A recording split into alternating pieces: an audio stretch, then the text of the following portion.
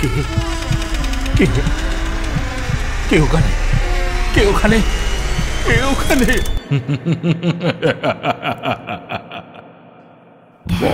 ভুতুরে, যেখানে জীবিত সব চরিত্র।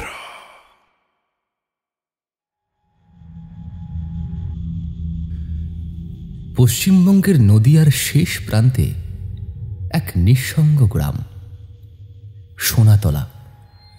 শহরের মোড় হতে প্রায় 20 কিলোমিটার ভেতরে এই গ্রামটিতে পিচ ঢালা রাস্তা এসে হঠাৎ করেই থেমে যায়। গ্রামের ভিতরের কাঁচা রাস্তা বৃষ্টির দিনে ভেসে যায় কাদায়, আর শুকনো মরশুমে ধুলোয় ঢেকে যায় চোখমুখ। শহর থেকে বহু দূরে এই এলাকায় একবার ঢুকলে যেন বাইরের দুনিয়া থেকে বিচ্ছিন্ন হয়ে পড়তে হয়। সোনাতলার বেশিরভাগ মানুষই চাষাবাদে লেগে থাকে। কিছু লোক সকালে হাটে যায়, আবার ফিরে আসে সন্ধ্যার আগে। তবে এই নিরীহ নির্জন গ্রামটির হৃৎপিণ্ডে গাঁথা রয়েছে এক অদ্ভুত ভয়ানক ইতিহাস। একটা পুরনো ডাকঘর আর তার পিছনের নীলডাঙার ঝোপ। ডাকঘর বর্তমানে বন্ধ, বহু বছর আগেই তার কার্যক্রম থেমে গেছে। সময়ের সাথে ভেঙে পড়েছে মাটির দেওয়াল, ছিঁড়ে পড়েছে টিনের চালা। তবে এখানকার সবচেয়ে ভয়ের জায়গা হলো তার পিছনের ঝোপঝাড়। গ্রামের লোকেদের মুখে মুখে যা নীলডাঙার ঝোপ নামে পরিচিত। এই ঝোপটির চারপাশে আজও সারি সারি বেতগাছ, বাঁশঝাড় এবং বুনো মেহগিনি গাছ মাথা নুইয়ে দাঁড়িয়ে আছে। দিনের বেলাতেও জায়গাটা অন্ধকার লাগে। সূর্যের আলো যেন কিছুতেই প্রবেশ করতে পারে না। ছোটরা এদিকে খেলা করতে যায় না, আর বড়রাও বিশেষ কোনো দরকার না হলে ওই দিকে পা বাড়ায় না। মনে রেখো রবি, ওই ডাকঘরের পেছনের ঝোপটায় শুধু গাছপালাই নেই, ওখানে আছে অতীতের এক ভয়ঙ্কর কাহিনী, অভিশাপ। না না, আর না, থাক। শুধু এইটুকু মনে রেখো, ওই স্থানে কয়জন গেল আর তাদের মধ্যে কতজন ফিরল, আর কোনো হিসেব কিন্তু থাকে না। যদিও এই সকল বিষয়কে বিশেষ গুরুত্ব দেয় না রবি, সেই সময় কথাগুলো কার্যত হেসে উড়িয়ে দেয়। তবে বছর 20 পর তার ছেলে অরিন্দম যখন শহর থেকে ফিরে আসে গ্রামে, তখন সেই কথাগুলোই তার কানে যেন নিঃশব্দে ফিরে ফিরে আসতে শুরু করে।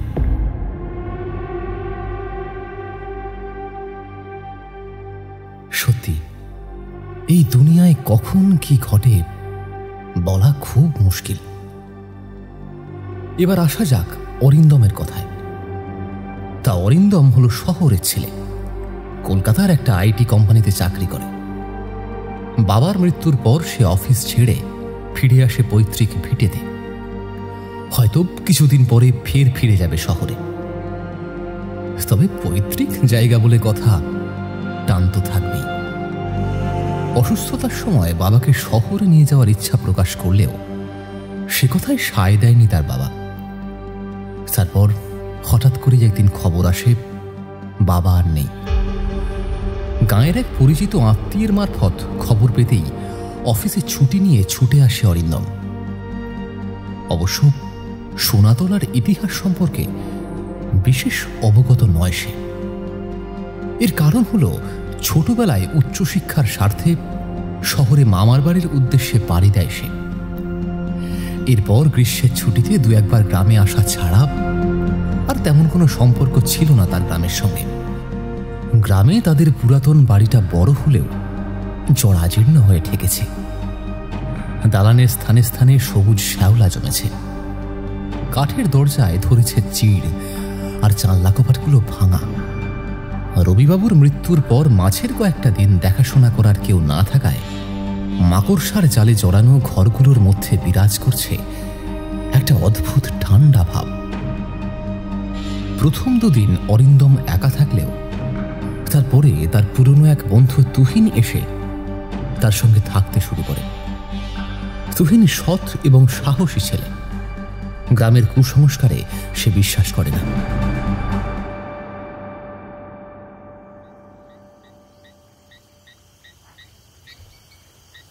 একদিন সন্ধ্যায় যখন বারান্দায় বসে চা খেতে খেতে হঠাৎ অরিন্দমের উদ্দেশ্যে সে জিজ্ঞাসা করে বসে, আচ্ছা অরিন্দম, ওই পুরনো ডাকঘরটা কারা চালাতো আগে?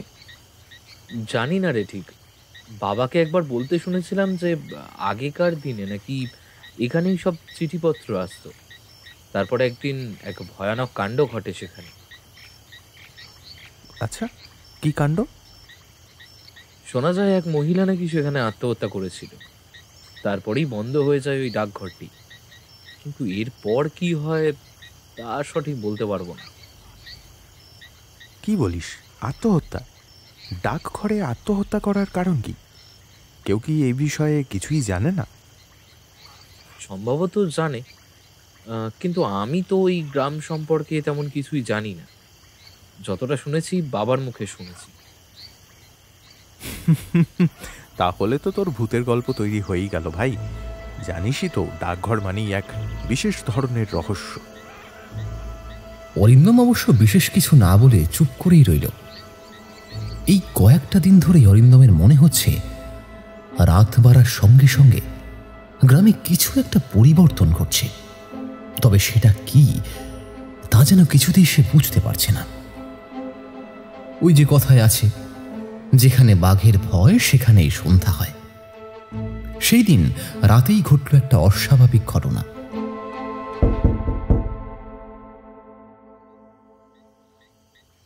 রাত তখন 2:30 বাজে।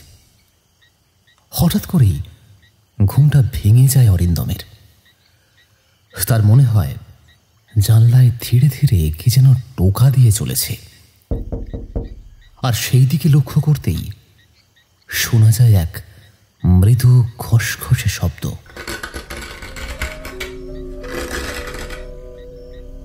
বিছানা থেকে উঠে দাঁড়িয়ে ধীরে ধীরে সে জানলার দিকে এগিয়ে যায়। বাইরে চাঁদের আলোয় চতুর্দিক ঝকমক করছে।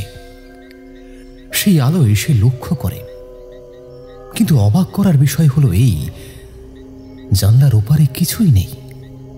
না পাখি, না কুকুর, না কোনো মানুষ। এর মাঝে হঠাৎ করেই ডাকঘরের দিক থেকে একটা শব্দ ভেসে আসে। মেয়েলি একখানা গলা, যেন কেউ কাঁদছে। কিন্তু এ কোনো স্বাভাবিক কান্না নয়। সেই কান্নায় মিশে থাকে যন্ত্রণা, এক রাশ ঘৃণা আর অভিশাপের মিশেল। শব্দটা আসার সাথে সাথেই গাঁয়ের বেশ কয়েকটা কুকুর একসাথে চিৎকার করে ওঠে। অরিন্দম তখনও জানত না এটা কেবলই শুরু, এবং ভবিষ্যতে তার জন্য অপেক্ষা করছে একের পর এক বিপদ।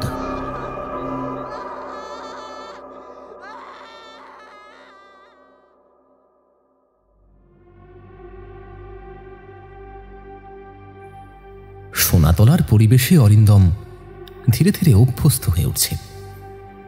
যদিও কলকাতার কোলাহল পেরিয়ে এই চুপচাপ এবং নির্জন পরিবেশে আসার পর থেকেই অরিন্দমের মনে হতে থাকে কোনো অদৃশ্য একটা শক্তি তার পিছু পিছু ধাওয়া করছে। দিনের বেলায় গ্রামের মানুষের সঙ্গে কথা বলে, মাঠে হেঁটে বেড়ায় কিংবা পুরনো খাতাপত্র ঘাঁটে। সব মিলিয়ে সে চেষ্টা করে নিজেকে ব্যস্ত রাখার। কিন্তু রাত নামলেই হঠাৎই সময়টা যেন অন্য রূপ ধারণ করে। আর এই বিষয়টাই সময়ের সাথে সাথে যেন আরো বাড়তে থাকে। সন্ধ্যা নামার সঙ্গে সঙ্গে একটা অস্বস্তি ঘিরে ধরে চারপাশ। গ্রামের পিছন দিকটায় কুকুরগুলোর ঘোরাঘুরি যেন আরো বাড়তে শুরু করে। ডাকঘরের পাশ দিয়ে গেলে অরিন্দমের কানে কানে কেউ যেন ফিস ফিস করে কিছু বলে ওঠে। যদিও প্রথমে এই বিষয়ে বিশেষ গুরুত্ব দিতে নারাজ ছিল অরিন্দম। নিজের যুক্তিবাদী মনকে বিশ্বাস করাতে সে বলে, এইসব গাঁয়ের গল্প, মন গড়া কল্পনা, আর কিচ্ছু না। কিন্তু এর পরের এক রাতের ঘটনার পর বদলে যায় সবটা।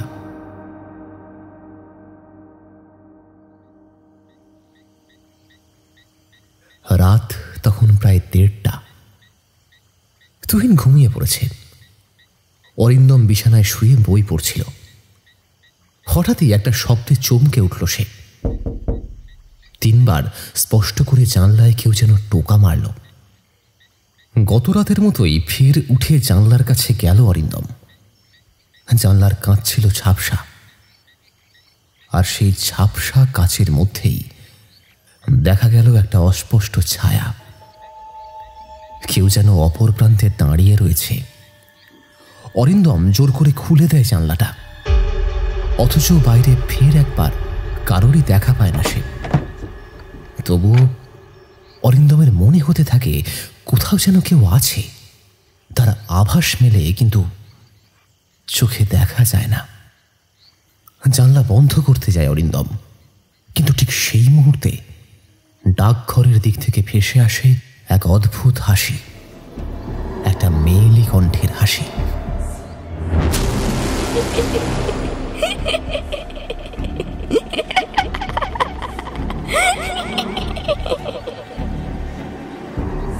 হাসির মাঝে কেমন যেন এক ঠান্ডা শীতলতা, যেন হাড়ে কাঁপুনি ধরায়।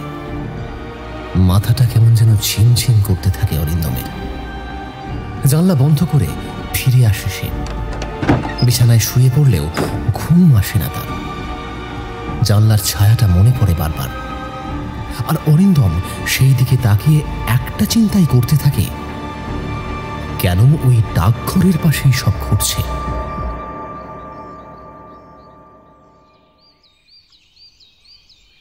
পরদিন সকালে অরিন্দম সিদ্ধান্ত নেয় তার বাবার পুরনো কাগজপত্রগুলো একটু ঘেঁটে দেখবে। বারান্দার পাশে ছিল কাঠের একখানা পুরাতন আলমারি। সেখান থেকে ধুলোয় ভরা কাগজ আর চিঠির বান্ডিল বের করতে শুরু করে সে। প্রথম দিকটায় বিশেষ কিছু না মিললেও হঠাৎ করেই একটা ফাইলের ওপর নজর পড়ে তার। উপরের পাতায় লেখা আছে দুলালি।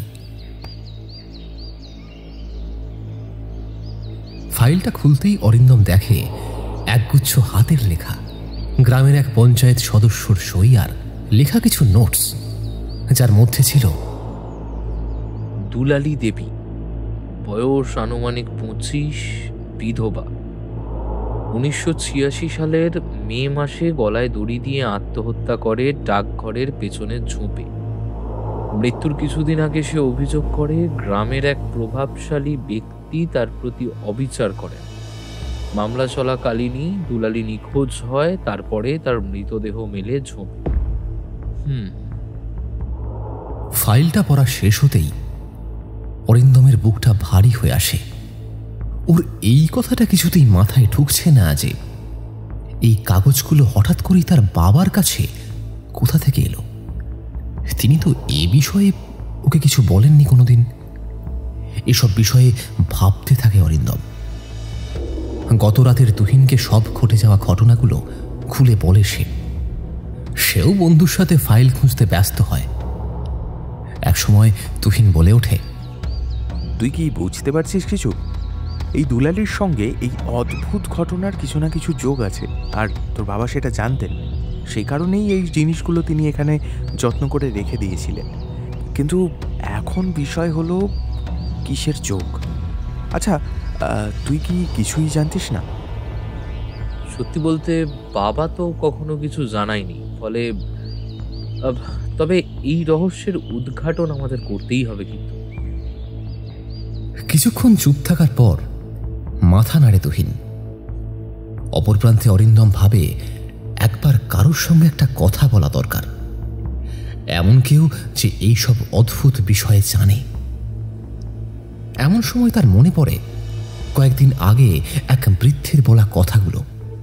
তার বলা কথা অনুযায়ী কয়েকদিন হলো গ্রামের ধারে এক তান্ত্রিক এসেছেন, তান্ত্রিক গণেশনাথ, যিনি মৃত আত্মার সঙ্গে কথা বলা কিংবা তন্ত্রক্রিয়া সবেতেই পারদর্শী। অরিন্দম ঠিক করে আজ রাতেই সে তান্ত্রিকের সঙ্গে দেখা করতে যাবে।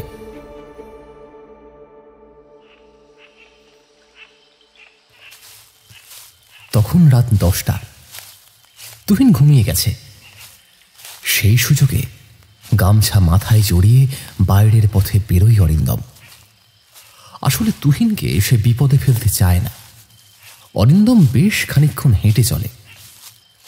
গ্রামের পিছনের দিকে হাঁটতে হাঁটতে অবশেষে সে পৌঁছে যায় বেলতলা শ্মশানের কাছে। শ্মশান থেকে খানিকটা দূরে ছিল সেই তান্ত্রিকের আস্তানা। অপরদিকে অন্ধকারাচ্ছন্ন পথে আলো বলতে অরিন্দমের কাছে জ্বলতে থাকা হ্যারিকেনটা মাত্র। যথাস্থানে গিয়ে অরিন্দম দেখে সামনেই ধ্যানে বসে রয়েছে তান্ত্রিক। হাতে রুদ্রাক্ষের মালা, গলায় মুন্ডমালা। ধীরে ধীরে চোখ খোলে তান্ত্রিক। নয়ন দুটি অদ্ভুত, অন্ধকারে যেন জল করছে ক্রমাগত। খানিকক্ষণ সব চুপ। নীরবতা ভাঙে তান্ত্রিকের ভারী কণ্ঠে। তুই এসেছিস? হায় হায়, আমি জানতাম তুই আসবি। দুলালি তোর পিছনে পড়েছে, তোকে ডাকছে ও। কি ঠিক বললাম তো? আপনি জানলেন কিভাবে?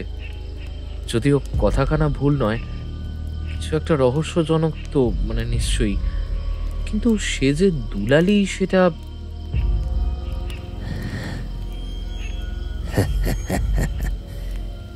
যার আত্মা বাধা থাকে, যার প্রধান উদ্দেশ্য এখন অজানা, তার কান্না হাওয়ায় ভেসে আসে। তোর গায়ে সেই কান্নার স্পর্শ লেগে আছে। তুই ডাকঘরের কাছে গেছিলি, তাই না? অরিন্দমের মাথায় কিছু ঢোকে না। কার্যত সে চুপ করে থাকে। তান্ত্রিক ফের বলে, দুলালি আত্মহত্যা করেনি, তাকে মেরে ঝুলিয়ে দেওয়া হয়েছিল। ফলে তার আত্মা শান্তি পায়নি, আর এখন সে আবার জেগে উঠেছে। তাকে জাগিয়ে তোলা হয়েছে। ফিরে এসেছে দুলালির আত্মা। হ্যাঁ, কাউকে ছাড়বে না। হ্যাঁ, কাউকে না। কেউ জাগিয়েছে মানে? তান্ত্রিক উঠে দাঁড়ালেন, বললেন,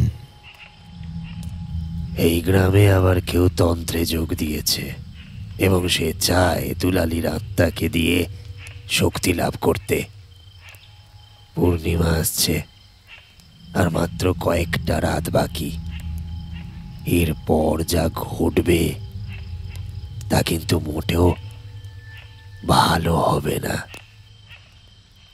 অরিন্দম এবারে বুঝতে পারে ঘটনাটা কেবল একটা সাধারণ প্রেত কাহিনী নয়।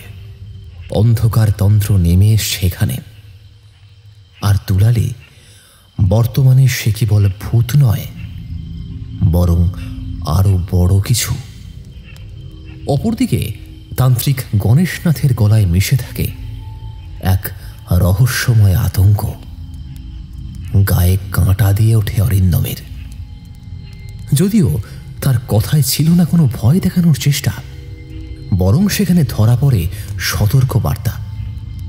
রহস্যের উদ্ঘাটন ঘটিয়ে তান্ত্রিক বলেন, আসলে দুলালির আত্মা কখনোই শান্তি পায়নি, কিংবা বলা ভালো, আত্মাকে শান্তি পেতে দেওয়া হয়নি। বর্তমানে নিশ্চয়ই কেউ ওকে ডেকেছে, আর যার ফলেই সে জেগে উঠেছে। এখন আর কেউ তাকে থামাতে পারবে না। গোটা গ্রামকে শেষ করে দেবে দুলালির আত্মা, যদি না। কিছু একটা বলতে গিয়েও চুপ করে যান তান্ত্রিক। কিছু মুহূর্ত পর অরিন্দম জিজ্ঞেস করে, আপনি কি দুলালির ইতিহাস জানেন? তান্ত্রিক চোখ বুজে বসে থাকেন, তারপর বলেন, পুরোপুরি জানি না, কিন্তু মৃত আত্মাদের কাছ হতে ওর বিষয়ে খানিকটা জানতে পেরেছি। শুভ আত্মাদের সাথে আমার কথা হয়। তান্ত্রিকের এই কথায় গাটা কেমন যেন ছমছম করে ওঠে অরিন্দমের।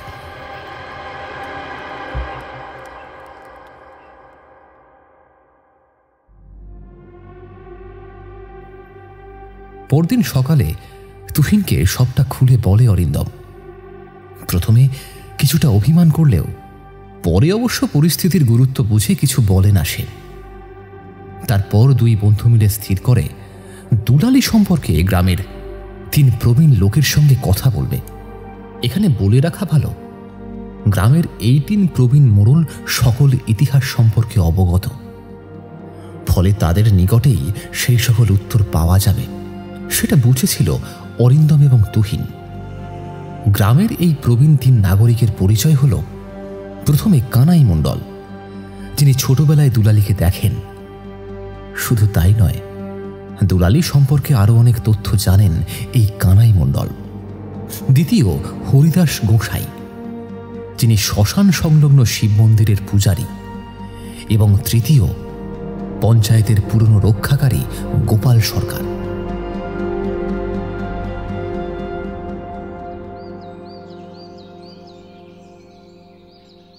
পরদিন সকালে কানাই মণ্ডল শুয়েছিলেন কুঁড়ে ঘরের বিছানায়। মুখ কুঁচকে গিয়েছে, শরীর এক প্রকার জরাজীর্ণ, কিন্তু স্মৃতি যে টাটকা রয়েছে পরবর্তীতে সেই প্রমাণ পায় অরিন্দমরা।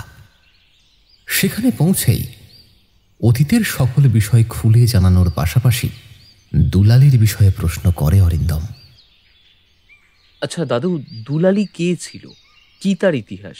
সে কি সত্যি আত্মহত্যা করেছিল ওই ডাকঘরেই? বা কেন এত রহস্য? আমি সেটাই তো বুঝতে পারছি না। প্রথমে অবশ্য কিছুই বলতে চাননি তিনি। শূন্য দৃষ্টিতে কেবল তাকিয়েছিলেন। বেশ খানিকক্ষণ অতিক্রান্ত হল। কার্যত আশা ছেড়ে দেয় অরিন্দম।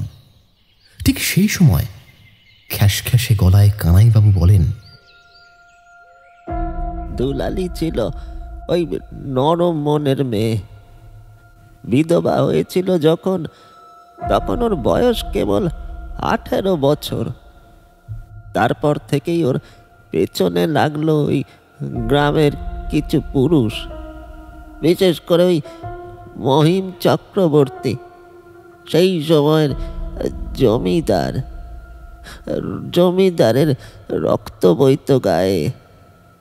সে দুলালীকে বিয়ে করতে চেয়েছিল। নাম না করে বলতো, আমি তো বিধবা পুনর্বিবাহে বিশ্বাসী, তাই আমায় বিয়ে কর, আমি তোকে নতুন জীবন দেব রে।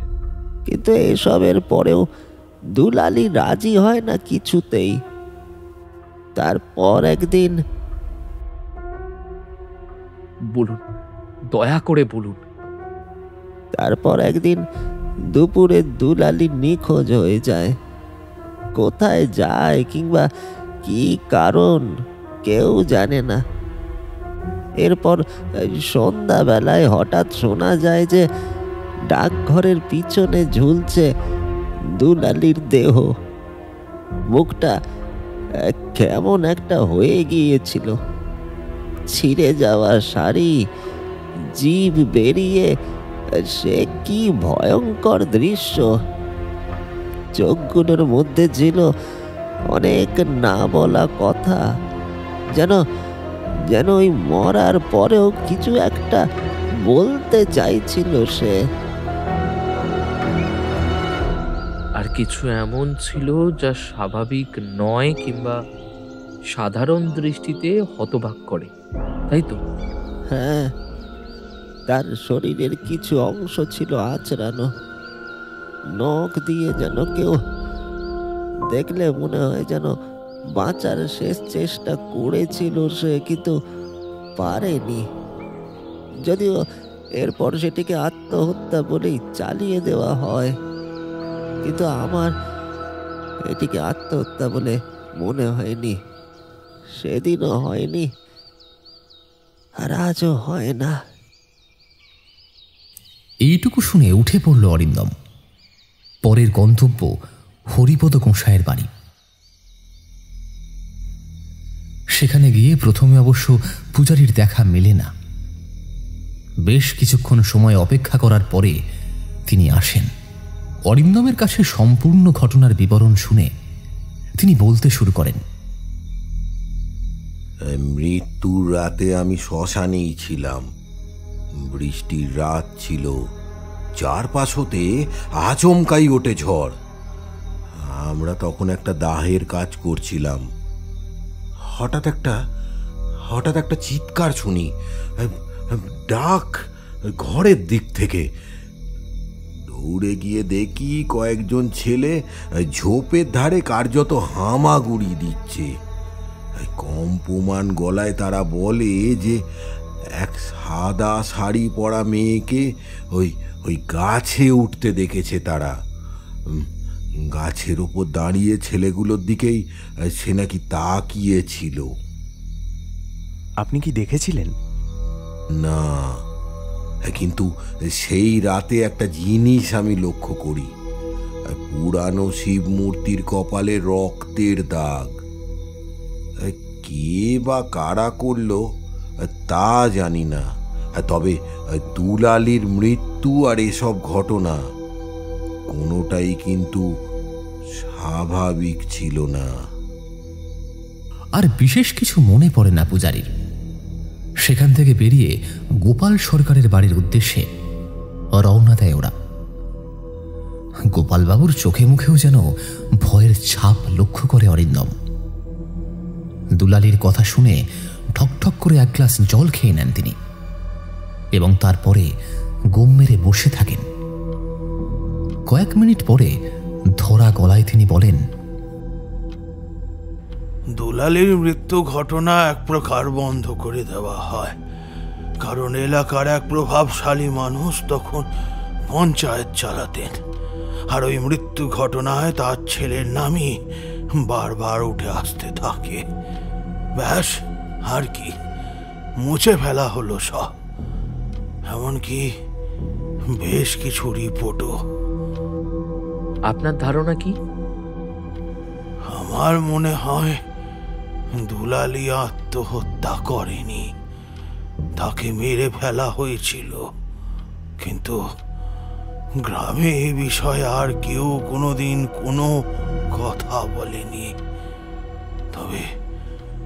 তবে কেন জানি না আমার মনে হয় যে দুলালির আত্মা আজ ওইখানেই আছে। মৃত্যুর সময় ওর চোখের চাহিনি কি আর সহজে বলা যায়?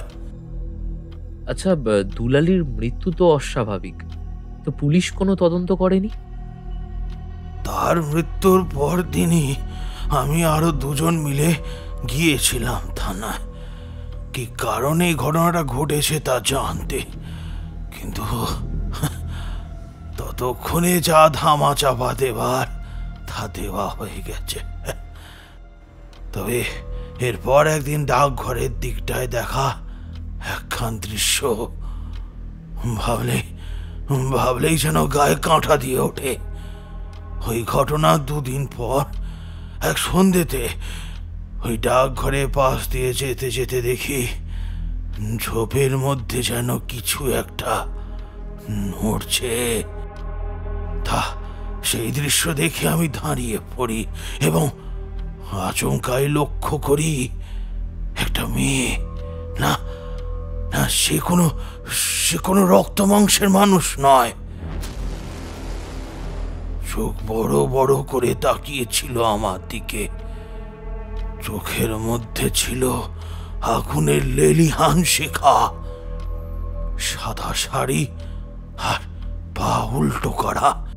ও, সে কি ভয়ানক দৃশ্য! দিগ্বিদিক জ্ঞান শূন্য হয়ে আমি পালিয়ে আসি সেখান থেকে। তারপর থেকে ওই এলাকায় আর কোনোদিনও যায়নি, আর কোনোদিনও যায়নি। গ্রামের 3 মোড়লের সঙ্গে কথা বলে বর্তমানে বেশ কিছু জিনিস পরিষ্কার হয়েছে অরিন্দমের। বিছানায় বসে বসে সেই সব বিষয় ভাবছিল সে।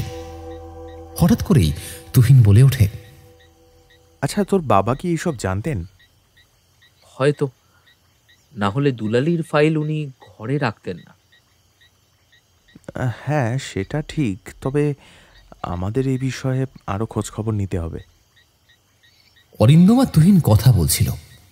ঠিক সেই সময় ছাদে কিছু রহস্যজনক শব্দতে চমকে ওঠে ওরা। কিসের শব্দ হলো? বেড়াল বুঝি? কিন্তু তখনই জানলার কাঁচে ভেসে ওঠে আবারও সেই ছায়া। এবার একেবারে স্পষ্ট সেই ছায়া।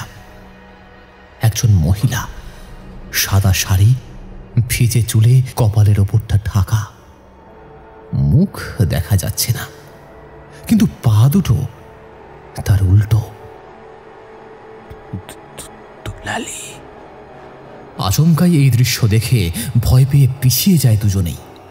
এর মাঝেই হঠাৎ করে ছনছন করে নড়ে উঠতে লাগে জানলাটা, যেন এক দানবীয় শক্তি সেটাকে খুলে ফেলতে চাইছে। ভয় কাটিয়ে অরিন্দম দ্রুত এগিয়ে যায় বিছানার দিকে। তান্ত্রিক গণেশনাথের দেওয়া রক্ষা কবচ গলায় পড়ে জোরে জোরে মন্ত্র পড়তে শুরু করে সে। ওম রিং কালী মহাকালী চণ্ডিকে মহেশ্বরী, ওম রিং কালী মহাকালী চণ্ডিকে, ওম রিং কালী মহাকালী চণ্ডিকে।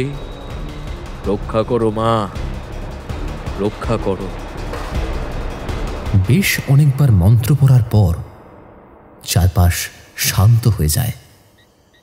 জানলা দিয়ে এখন আর সেই ছায়া দেখা যাচ্ছে না। জানলাটা খুলে যায়। বাইরে কেউ নেই, অথচ সেখানে পড়ে রয়েছে ভস্য ধরনের কিছু বস্তু, যেন কেউ জানলা ঘেঁষে বেরিয়ে গেছে কিছুক্ষণ আগেই। আর রাতের দিকে অবশ্য আর কিছুই ঘটেনি।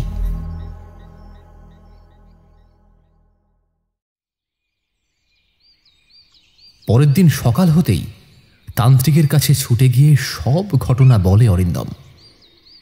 তিনি দীর্ঘক্ষণ চুপ করে থেকে বলেন, ও এখন তোর ঘরে ঢোকার চেষ্টা করছে, কিন্তু যদি তুই সত্যি জানতে চাস যে দুলালির সাথে কি হয়েছিল, তাহলে ওর মৃত্যুর রাতটায় তোকে যেতেই হবে। মানে? তোর বাবার পুরনো দিনের ডায়েরি খুলে দেখিস, ওর মধ্যে আছে এক মন্ত্র, যেটা উচ্চারণ করলে যাওয়া যায় অতীতে, যেখানে যেখানে মৃত্যু হয়েছিল দুলালির। কিন্তু সাবধান, ফিরে আসার পথ ভুললে কিন্তু আটকে পড়ে যাবি সেই অভিশপ্ত রাতের মধ্যেই। ভেবে চিন্তে তারপর সিদ্ধান্ত নিস। আসলে তান্ত্রিক গণেশনাথ যে মন্ত্রটির কথা বলেন সেটি কোনো সাধারণ মন্ত্র নয়। সেটা একটি স্মৃতিচক্র মন্ত্র, যার মাধ্যমে কোনো নির্দিষ্ট সময় এবং ঘটনার অভিজ্ঞতা প্রত্যক্ষ করা যায়। অতীতের কোনো ঘটনা প্রত্যক্ষ করা যায় একেবারে বর্তমান বাস্তব ছায়াচিত্রের মতো। গণেশনাথ ফের একবার বলে উঠলেন, এই তন্ত্রে প্রবেশ করলে সময় থেমে যায়। শরীর থাকে এখানেই, কিন্তু চেতনা চলে যায় অতীতের এক নির্দিষ্ট ক্ষণে। তুই দেখতে পাবি, কিন্তু কিছুতেই স্পর্শ করতে পারবি না কিছুই।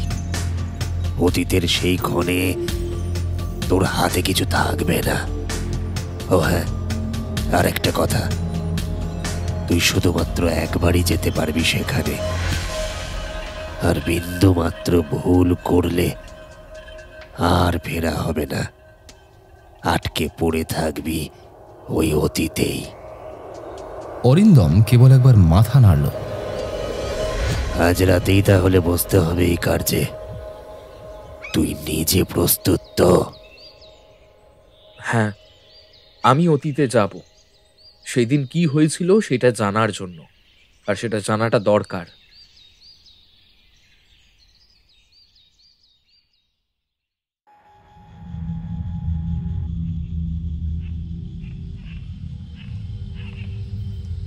রাত তখন বেশ গভীর। অন্ধকার গ্রাস করেছে সমগ্র জায়গাটাকে। দূর থেকে ভেসে আসছে শিয়ালের ডাক, সাথে কি কান্নার শব্দ আসছে। গা ছমছম করে ওঠে অরিন্দমের। আজ ও যে সিদ্ধান্ত নিয়েছে তা কি ঠিক হবে? অপরদিকে ইতিমধ্যেই কালো ধূপ চালিয়ে দেন তান্ত্রিক। গঙ্গাজল ছিটিয়ে মাটিতে তৈরি করেন এক পাঁচ, কোনো রক্ষা কবচ। সেই চক্রের মাঝ বরাবর বসে অরিন্দম। দিকে দিকে ছড়ানো থাকে তুলসী পাতা, রক্তচন্দনের রেখা আর একটি লাল কাপড়ে মোড়া পুরনো বই। অরিন্দমের বাবার সেই পুরনো ডায়েরিটি। বইয়ের একটি পাতায় লেখা প্রাচীন সংস্কৃত মন্ত্র উচ্চারণ করতে শুরু করেন গণেশনাথ। কালচক্রে নিবিষ্ট হস্ত, স্মৃতির শ্বাসে প্রবিষ্ট, পূর্বজন্মের গাথা খুলি, মৃত্যুর ক্ষণে স্থিতি হও। মন্ত্রপাঠের সঙ্গে সঙ্গেই ঘনীভূত হতে থাকে ধোঁয়া, আর সেই ধোঁয়ায় মাথা ঘুরতে থাকে অরিন্দমের। ধীরে ধীরে অন্ধকার নেমে আসে তার চোখে। তারপর চোখ খুলতেই অরিন্দম নিজেকে আবিষ্কার করে একটা অপরিচিত কিন্তু একই সাথে ভীষণ পরিচিত একটা দৃশ্যে।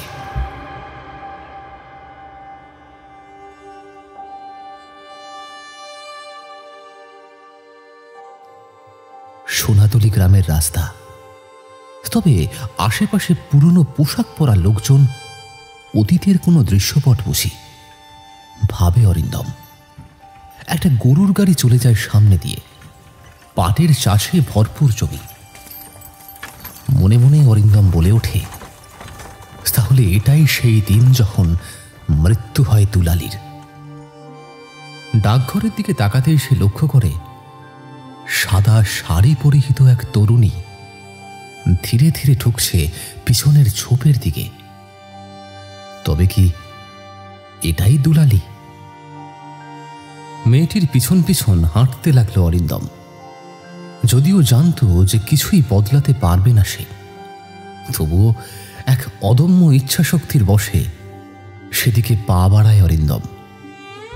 হঠাৎ করেই অরিন্দম লক্ষ্য করে সামনের দিকটায় ওই মেয়েটি অর্থাৎ দুলালি কেঁদে চলেছে। তার কণ্ঠে কাতর আবেদন। আমি আমি কাউকে তো কিছু করিনি, কেন আমায় এভাবে? এরপরে হঠাৎ করেই ঝোপের ভিতর থেকে বেরিয়ে আসে তিনজন পুরুষ, মুখে গামছা বাঁধা। তাদের মধ্যে একজন ছিল বেশ বলিষ্ঠ, পরনে ধুতি পাঞ্জাবি আর চোখে ছিল অহংকারের ছাপ। পালাবে ভেবেছো? আমার প্রস্তাব ফিরিয়ে দেবে? হ্যাঁ? কণ্ঠস্বরে ছিল ক্ষমতার উন্মাদনা। তাদের মধ্যে এবার একজন চেপে ধরে দুলালির মুখটা। অন্যজনের হাত চলে যায় দুলালির শাড়ির দিকে। দুলালি চিৎকার করে, কিন্তু আশপাশ ছিল ফাঁকা। সেদিন কেউ শুনতে পায়নি তার কাতর আবেদনটা।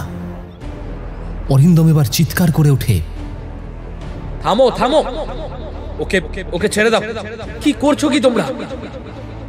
কিন্তু তার কণ্ঠস্বর মিলিয়ে যায় বাতাসে। অতীতের প্রেক্ষাপটে অরিন্দম ছিল কেবলই এক দর্শক। মাত্র কয়েক মিনিটেই নেমে আসে অন্ধকার। দুলালি প্রাণপণে চেষ্টা করলেও সে পেরে ওঠে না। তার গলায় ইতিমধ্যেই গামছা পেঁচিয়ে ধরেছে তিনজন। তারপর তাকে ঝুলিয়ে দেয়া হয় একটা গাছের ডালে, আর এই নৃশংসতাকে চালিয়ে দেয়া হয় আত্মহত্যার নামে। দুলালিকে চির ঘুমে শায়িত করে সেই জায়গা ছেড়ে পালিয়ে যায় ওরা। তাদের মুখ দেখতে পায় না অরিন্দম, কিন্তু একজনের হাতে থাকা অদ্ভুত ধরনের তাবিজটা সে লক্ষ্য করে। এক তান্ত্রিক মন্ত্র লেখা সেখানে।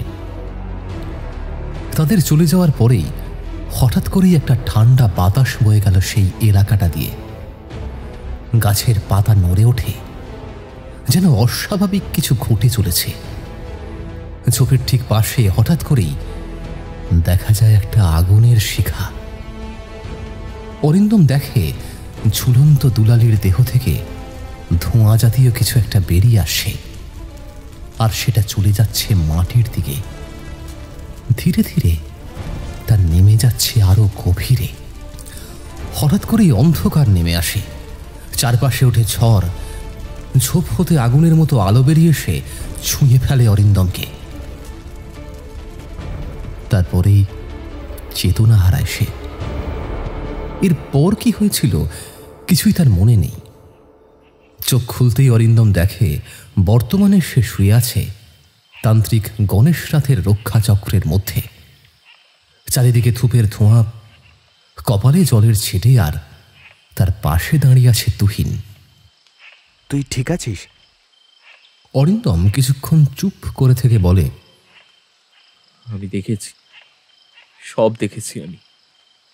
দুলালি আত্মহত্যা করেনি, ওকে হত্যা করা হয়েছিল।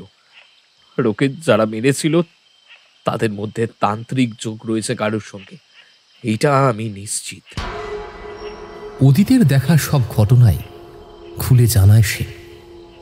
খানিকক্ষণ কিছু একটা ভেবে তান্ত্রিক গম্ভীর গলায় বলেন, আমি তো আগেই বলেছিলাম ওই রাতে শুধু মৃত্যুর ঘটনাই ঘটেনি, পাশাপাশি জন্ম নেয় এক ভয়ঙ্কর অভিশাপ। এখন আমাদের খুঁজে বার করতে হবে সেই তাবিজধারী লোকটিকে, কারণ সে এখনো জীবিত রয়েছে। তাকে তাকে খোঁজাটা খুব দরকার। সেই রাতে অরিন্দমের চোখে ঘুম আসেনি। জানলার কাছে আর কোনো ছায়া দেখা যায় না, কিন্তু অরিন্দমের মনে হয় দুলালির আত্মা এখনো যেন ওর সঙ্গেই আছে। ওর প্রতিশোধ স্পৃহা যেন তাকে বশ করে নিয়েছে। অরিন্দম এখন শুধু এক দর্শক নয়, বরং সে জড়িয়ে পড়েছে এক অতৃপ্ত আত্মার সংগ্রামে। একই সঙ্গে দুলালির মৃত্যুর দৃশ্য প্রত্যক্ষ করার পর অরিন্দম বুঝতে পারে এ কোনো সাধারণ মৃত্যু বা মৃত্যুর বদলা নয়। এই মৃত্যুর পিছনে আছে তন্ত্র, প্রবল লালসার, অন্ধকার শক্তির ইন্ধন। খানিকক্ষণ আগে তান্ত্রিকের কথাগুলো মনে পড়ে ওর। গণেশনাথ সেদিন রাতে স্পষ্ট বলেছিলেন, দুলালিকে যারা মেরেছিল তারা শুধু ওকে মারেইনি, বরং কাজে লাগাতে চেয়েছিল না আত্মাকে। সেই জন্যই তাবিজ পড়ে গিয়েছিল ওদের মধ্যে একজন, আর সেই তাবিজে বাঁধা পড়ে যায় দুলালির রাগ, যন্ত্রণার প্রতিশোধ। বর্তমানে দুলালি কেবল একজন প্রেত নয়, বরং ও এক আবিষ্ট আত্মা। ও শুধু হত্যাকারীকেই নয়, পাশাপাশি তার সাথে ঘটা সেই অন্যায়ের মূল স্রোতকেও শেষ করতে চায়। অরিন্দম চুপ করে শুনেছিল সবটা। কেবল একবার বলেছিল, আপনি বলছিলেন হত্যাকারীদের মধ্যে একজন এখনো জীবিত থাকলেও থাকতে পারে, সেটা কিভাবে জানলেন আপনি? ওই রাতে আমি এখানে ছিলাম না, কিন্তু কয়েক বছর আগে ঝোপের ভেতর ওই তাবিজের আভাস পাই আমি। তন্ত্র সাধনার দ্বারা তাবিজটির প্রতিচ্ছবি ভেসে ওঠে আমার চোখের সামনে, আর সেটার তলায় একটা নাম খোদাই করা ছিল, মধুসূদন চক্রবর্তী। আমার তন্ত্র সাধনা জানান দিচ্ছে যে ওই মধুসূদন নামের ব্যক্তি কিংবা তার বংশধরের কেউ এখনো বেঁচে রয়েছে। আর এক মুহূর্ত দেরি নয়। পরদিন সকালেই অরিন্দম এবং তুহিন মিলে খোঁজ করতে শুরু করে মধুসূদনের। জানা যায় সে এখন আর বেঁচে নেই, কিন্তু তার ছেলে রঞ্জিত চক্রবর্তী এই গ্রামেই থাকে, তবে খুবই নিভৃতভাবে। রঞ্জিতের সাথে সম্ভবত অতীতের কোনো যোগ নেই, কিন্তু যে কোনো কারণেই হোক গ্রামের মানুষজন তাকে সমীহ করে চলে। পরবর্তীতে তার বাড়ি পৌঁছে নিজের পরিচয়টা দেয় অরিন্দম, তবে অপর প্রান্তে চুপ করে শোনে রঞ্জিত। অনেকক্ষণ অরিন্দমের দিকে তাকিয়ে থাকার পর সে কেবল একটাই প্রশ্ন করে, তুমি কি দেখেছ? অরিন্দম সবটা খুলে বলার পরে ভাঙা ভাঙা কণ্ঠে রঞ্জিত বলে, কি আমার বাবার কাজ? দুলালি? অরিন্দম বুঝতে পারে লোকটা সব জানে। রঞ্জিত চাপা গলায় বলে, আমার বাবা কেবল ওকে মেরে ফেলেনি, উনি আসলে শক্তি চেয়েছিলেন। ওর বিশ্বাস ছিল একজন পবিত্র বিধবার আত্মাকে তন্ত্রে বেঁধে ফেললে তিনি অমরত্ব পেতে পারেন। আর দুলালি ছিল সেই বলি। ইতিমধ্যেই তুহিন রেগে গিয়ে বলে, এত জঘন্য চিন্তা তোমরা কি জানো না? ওর আত্মা এখন জানি। প্রতি পূর্ণিমা রাতে আমি একা থাকি ঘরে, জানি ও আসে। আর এটাও জানি যে ও আমার রক্ত নিতে চায়। আমি পালাবো না।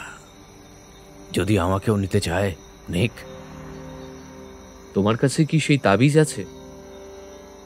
না, সেটা কেউ নিয়ে গেছে অনেক বছর আগে, হয়তো কোনো তান্ত্রিক অথবা কে জানে।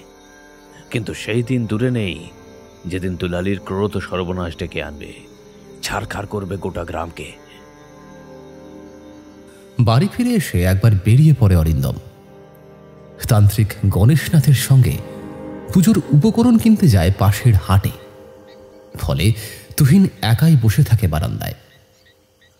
এর মাঝেই হঠাৎ করে তুহিন লক্ষ্য করে একটা ঠান্ডা বাতাস যেন হু করে বইছে চারিদিক দিয়ে। কুকুরগুলোও আবার একযোগে ডেকে ওঠে। তুহিন বুঝতে পারে কিছু একটা ঘটতে চলেছে যা স্বাভাবিক নয়। সে উঠে ঘরে ঢুকতে যাবে, ঠিক তখনই দেখে ডাকঘরের পিছন দিকে একটা ছায়ামূর্তি দাঁড়িয়ে আছে, মুখ ঢাকা, সাদা শাড়ি তার মাথা নিচু। ধীরে ধীরে সে এগিয়ে আসছে তার দিকে। তুহিন পেছোতে লাগে। দৌড়ে গিয়ে সে ঘরের দিকে যাওয়ার চেষ্টা করে, কিন্তু পারে না। সে পা যেন আটকে গিয়েছে তার। অদৃশ্য কোনো মায়ায় নড়ছে না তার শরীরের কোনো অঙ্গই। অপর প্রান্তে সেই ছায়ামূর্তিটি ইতিমধ্যেই চোখ তুলে তাকায়। তার চোখ আর পাঁচটা সাধারণ মানুষের মতো নয়, সেখানে শুধুই দুটো খালি গর্ত, যেখান থেকে বের হচ্ছিল ধোঁয়া। মুহূর্তেই তুহিনের সারা শরীর শক্ত হয়ে যায়। গোটা দেহটা দাঁড়িয়ে থাকতে থাকতে যেন এক কাঠের মূর্তির মতো হয়ে যায়। তারপরে ধীরে ধীরে মাটিতে লুটিয়ে পড়ে তুহিন।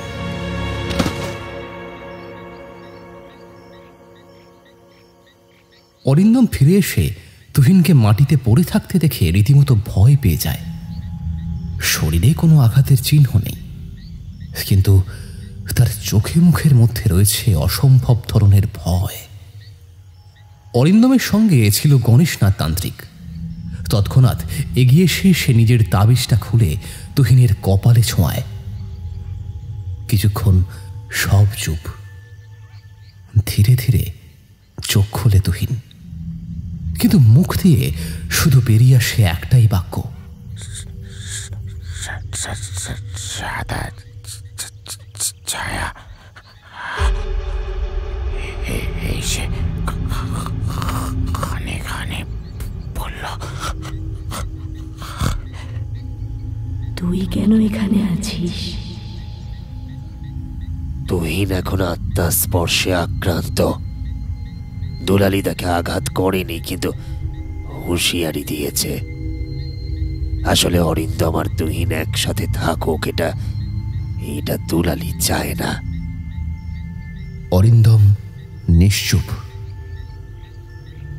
আগের তুলনায় কিছুটা স্বাভাবিক হয় তুহিন। ফিসফিস করে সে বলে ওঠে, তুই বুঝছিস না অরিন্দম, আমাদের বন্ধুত্ব কত নিবিড়। সেই ছোটবেলায় তোর মামার বাড়িতে আসার পর হতে বন্ধু হিসাবে আমাদের একসাথে পথ চলা। দুলালি সব জানে, তাই ও আমাকে তোর থেকে দূরে সরাতে চায়। দূরে। অরিন্দম যেন কিছুই বলতে পারে না। একটা অন্ধকার যেন গ্রাস করে ফেলেছে তাকে। আজ থেকে ঠিক 2 রাত পর পূর্ণিমা। ওই রাতে দুলালি পূর্ণ শক্তিতে ফিরে আসবে। তখন আমাদের তাবিজটা পেতেই হবে, আর ওর আত্মাকে মুক্তি দিতে হবে। নইলে ওর ক্রোধে গোটা গ্রাম পুড়ে ছাই হয়ে যাবে। তাহলে আমাদের কি এখন রঞ্জিতের কাছে যাওয়া উচিত হবে নাকি অন্য কোথাও? হ্যাঁ, না না না, তাবিজ এখন তার কাছে নেই, কিন্তু আমি জানি কে নিয়েছিল, আর তার সঙ্গে দেখা করতে হবে। সে হলো গিয়ে এক তান্ত্রিক, কিন্তু অন্ধকারপন্থী, অর্থাৎ তন্ত্র সাধনার খারাপ দিক নিয়ে চলে সে। আর তার ডেরা নীলডাঙ্গা শ্মশানের ঠিক ভেতরের দিকটায়।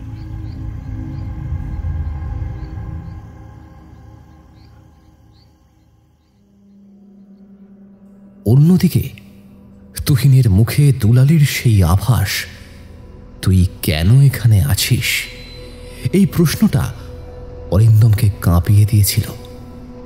তার মানে দুলালির আত্মা শুধু মৃত্যুর প্রতিশোধ নিতে আসেনি, বরং একটা নির্দিষ্ট পথে বেছে বেছে আঘাত করছে সে। বর্তমানে সে তুহিনকে সরিয়ে দিতে চায়, কারণ তুহিনের রূপে অরিন্দমের সঙ্গে ছিল বন্ধুত্ব এবং ভালোবাসার শক্তি। কিন্তু এখানে প্রশ্ন হলো, এই মুহূর্তে দাঁড়িয়ে দুলালির মূল শত্রু কে, এবং তাবিজটাই বা কোথায়? আর এই সকল প্রশ্নের উত্তর জানেন কেবল একজন, অন্ধকারের পন্থী সেই তান্ত্রিক। এইসব নিয়েই চিন্তায় মগ্ন থাকে অরিন্দম। বিলম্ব না করে সন্ধ্যা নামার সঙ্গে সঙ্গেই একবার নীলডাঙ্গার শ্মশানের দিকে হাঁটতে থাকে সে, সঙ্গে গণেশনাথ। এখানকার ভিতরের পরিবেশ যেন আরো ঘোলাটে। শ্মশানের বেশ কিছুটা ভিতরে একটা প্রাচীন গুল্মভরা বটগাছের নিচে দাঁড়িয়ে তান্ত্রিক বলেন, এই শ্মশানের ভেতরে দক্ষিণ কোণের পাথরের বেদিতে থাকে সেই তান্ত্রিক। একসময় সে আমার সঙ্গে শিক্ষা লাভ করেছিল, কিন্তু পরবর্তীতে চলে যায় নিষিদ্ধ পথে। সে বিশ্বাস করে যে আত্মাকে বাঁধলে ক্ষমতা আসে। দুলালির তাবিজ সেই নিয়েছিল। অন্তত আমার সাধনা সেই দিকেই ইঙ্গিত করছে। সে এখনো বেঁচে আছে? সে জীবিত নয়, বরং এক প্রকার আধা আত্মা, আধা মানুষ। সে তন্ত্রের দ্বারা নিজেকে বেঁধে রেখেছে, মৃত্যুকে ঠেকিয়ে রেখেছে কোনো মতে।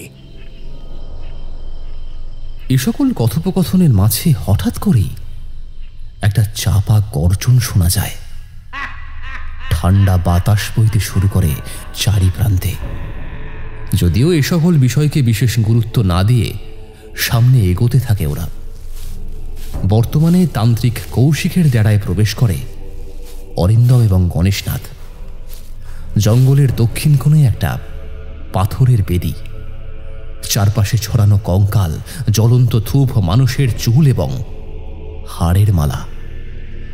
আর তার মাঝখানে বসে আছে সে, তান্ত্রিক কৌশিক, অর্ধনগ্ন, শরীরে আঁকা জটিল তন্ত্রচিহ্ন। চোখ দুটো এক অদ্ভুত মিশ্রণে কালো এবং সাদা। সমগ্র জঙ্গল কাঁপিয়ে বলে ওঠে, সেই অন্ধকারের পন্থী তান্ত্রিক। গণেশনাথ, আমার প্রিয় বন্ধু, আবার ফিরেছ? আমরা ওই তাবিজখানা চাই। তাবিজ? ওই মেয়েটার জন্য? কি নাম যেন? ও হ্যাঁ, দুলালি। তুমি ওর আত্মাকে ব্যবহার করেছো, এর ফল ভালো হবে না। যদি ভালো চাও ওটা ফেরত দাও। না, সে হবে না। তাছাড়া আমি শুধু ওকে মুক্তি দিয়েছি, পরম মুক্তি। এখন সে স্বাধীন। তবে তুমি যদি তাকে থামাতে চাও, তাবিজ নিতে চাও, একটা বিনিময় প্রথা করতেই হবে। কি বিনিময়? রক্ত, এক জীবিতের রক্ত, যার শরীর হলো পবিত্র, তোমার নিকট বন্ধু, আর সে হলো তুহিন। কি দিতে পারবে? অরিন্দম নিশ্চুপ, কি বলবে সে কিছুই বুঝতে পারছে না। আমরা সেই তাবিজের ব্যবহার করে দুলালিকে মুক্ত করতে চাই। তুমি ওকে মুক্ত দাওনি, বরং নিজের স্বার্থে বেঁধে রেখেছ। তোমরা পারবে না। দুলালির আত্মা এখন আর আমার তৈরি জালে বাঁধা নেই, সে স্বাধীন। এটা ঠিক যে ওই তাবিজ দিয়ে ওকে আটকানো যাবে, তবে সেই আশা তোমাদের পূরণ হওয়ার নয়। তাবিজ ছাড়া এখন তাকে আটকাতে হলে নিজেরাই ছাড়খাড় হয়ে যাবে, বুঝলে? তুমি নিজের মনের ভেতর দানব তৈরি করেছো, ওর কষ্ট, ওর প্রতিশোধকে তুমি অস্ত্র করেছো, আর আমি সেটা হতে দেব না। এরপরেই ঘটে যায় এক চমকপ্রদ ঘটনা। নিজের পোশাকের ভিতর থেকে মালাটা বের করে জোরে জোরে মন্ত্র পড়তে শুরু করেন গণেশনাথ।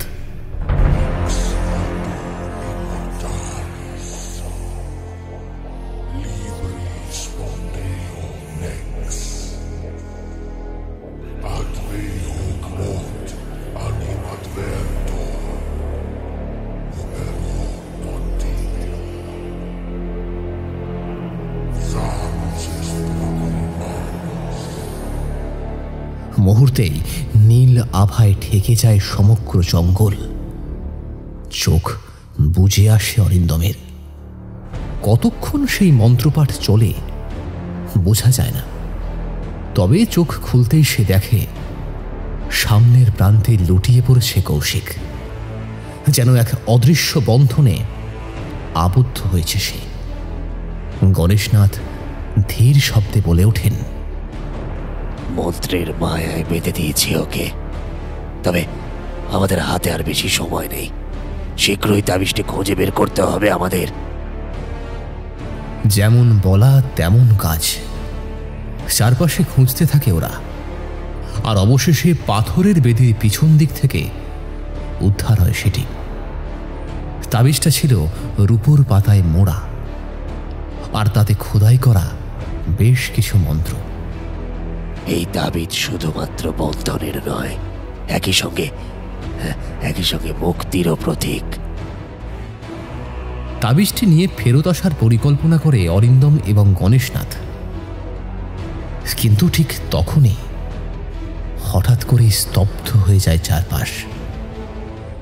গাছের পাতা অদ্ভুতভাবে স্থির হয়ে যায়, যেন ঝড় ওঠার আগের মুহূর্ত। বেশ খানিকটা পথ অতিক্রম করতে এবার আচমকাই ডাকঘরের দিক থেকে মৃদু স্বরে ভেসে আসে একটা গান। দুলালি গান গেয়ে চলেছে। খোকা ঘুমালো, পাড়া জুড়ালো, দুলালি এলো গ্রামে, খনিরা খুন করেছে, বদলা নেবে রাতে। খোকা ঘুমালো, পাড়া জুড়ালো, দুলালি এলো গ্রামে, খনিরা খুন করেছে, বদলা নেবে রাতে। সত্যি বলতে এ কোনো গান নয়, যেন কোনো অভিশাপের এক মন্ত্র। যদিও বর্তমানে একটুও ভয় না পেয়ে তাবিজ হাতে তুলে নিয়ে অরিন্দম বলে ওঠে, তুই মুক্তি চাস না? আমি তোর সব ঘটনা জানি। তুই কিভাবে মরেছিস, কে তোকে মেরেছে, সব জানি, সব। আর আমি তোকে বাঁচাতে চাই, তোর আত্মাকে আমি মুক্তি দিতে চাই। হঠাৎ করেই সমগ্র স্থান জুড়ে এক ভয়ঙ্কর ঝড় ওঠে। দুলালির আত্মা চিৎকার করে বলে, আমার মারা যাওয়ার রহস্য আজও রহস্য রয়ে গিয়েছে। গ্রামের লোকেরা যদি সেদিন একজোট হতো, তাহলে আমার খুনের বিচার হতো। কিন্তু না, কেউ এগিয়ে আসেনি। এখন আমি কাউকে ছাড়ব না, সব ধ্বংস হবে, আর তার সূচনা হবে তুহিনকে দিয়ে।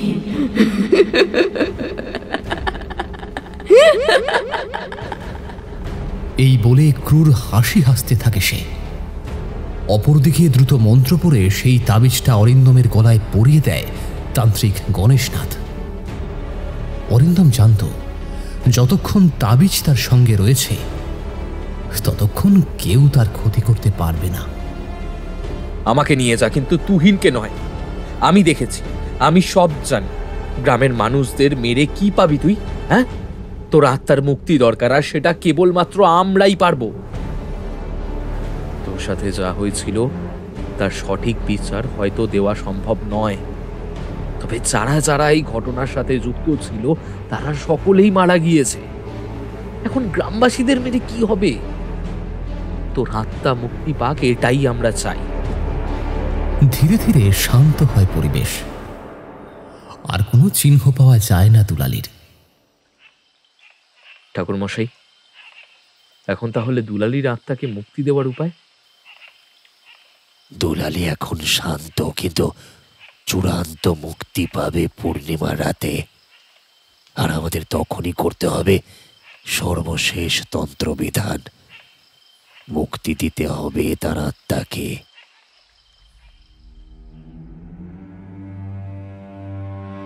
মাঝে কেটেছে 2 দিন।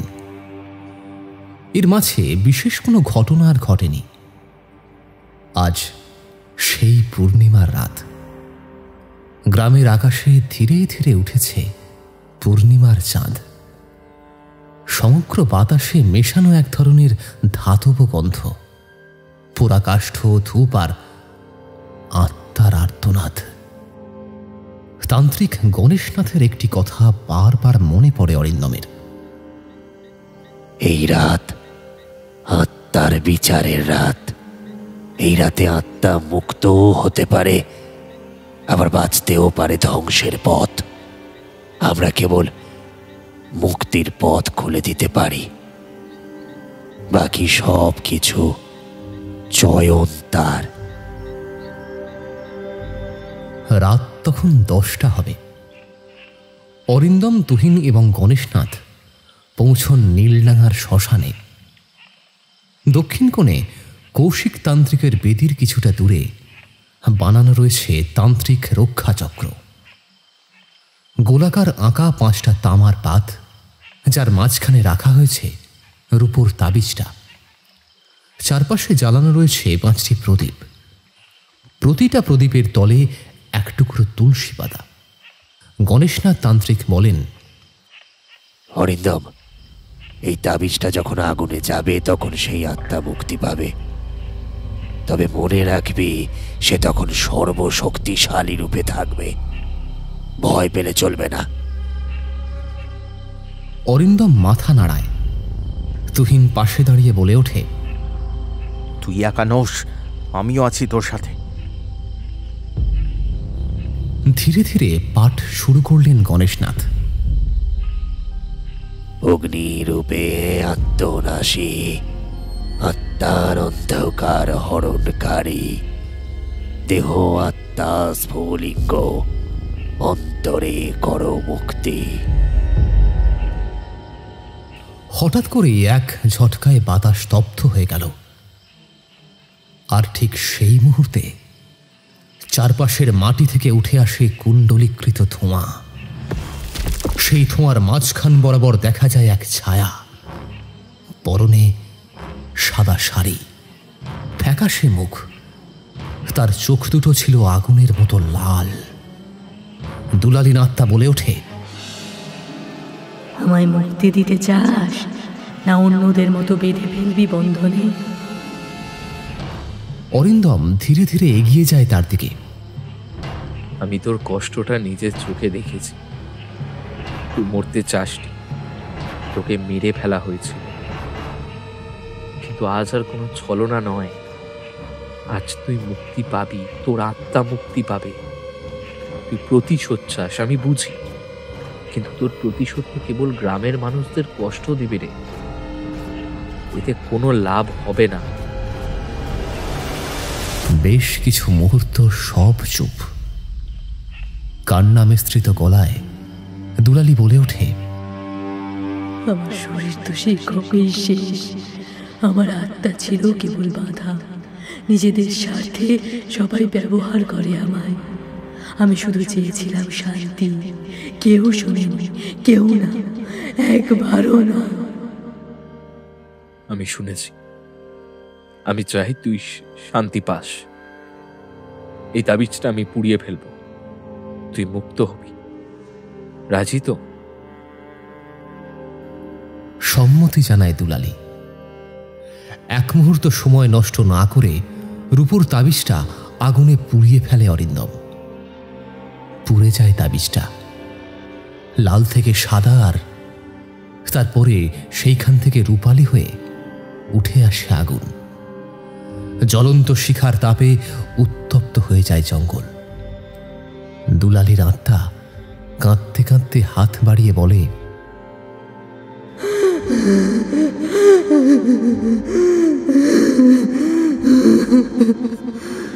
তাহলে আজই আমার আত্মার মুক্তি ঘটল। অন্যদের থেকে তুই সম্পূর্ণ আলাদা, ওদের মতো স্বার্থপর নয় তুই। চললাম আমি। হ্যাঁ, অসাধ্য সাধন করেছে অরিন্দম। এতক্ষণ ধরে সবটাই প্রত্যক্ষ করলেন তান্ত্রিক গণেশনাথ। এবার তিনি বলে উঠলেন, দুলালী এখন শান্তিতে, কিন্তু মনে রেখো, দুলালীর মতো অনেক আত্মাই আছে যারা পৃথিবীর বুকে ঘুরে বেড়ায়। কোনো না কোনো কারণে মুক্তি পায় না তারা। আপনার মতো ভালো মানুষ যতদিন রয়েছে ততদিন এ পৃথিবী সুস্থ ও স্বাভাবিক থাকবে বলেই আমার বিশ্বাস।